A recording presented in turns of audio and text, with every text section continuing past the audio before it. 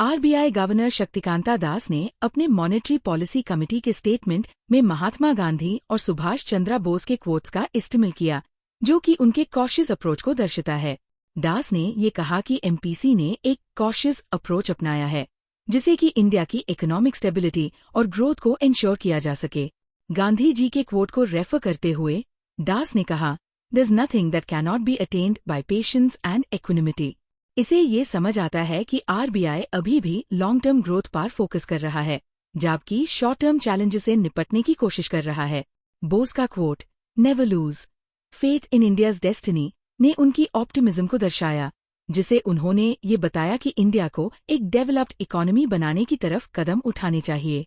ये quotes investors को ये मैसेज देते हैं कि आरबीआई अपनी पॉलिसीज को केयरफुली डिजाइन कर रहा है, जिसे कि इकोनॉमिक ग्रोथ और स्टेबिलिटी को बैलेंस किया जा सके।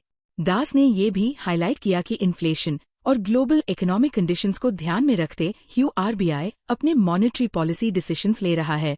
ये समझना जरूरी है कि आरबीआई का कॉशियस अप्रोच सिर्फ शॉर्ट टर्म मेजर्स नहीं है, बल्कि एक लॉन्ग टर्म स्ट्रैटेजी है जो कि इंडिया को सस्टेनेबल ग्रोथ की तरफ ले जा सकती है।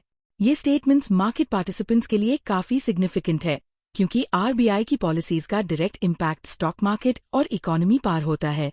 इन्वेस्टर्स इस कॉशियस अप्रोच को पॉजिटिवली देख रहे हैं, क्योंकि इसे उन्हें कॉन्फिडेंस मिलता है कि आरबीआई इकोनॉमी को संभालने के लिए सीरियस है।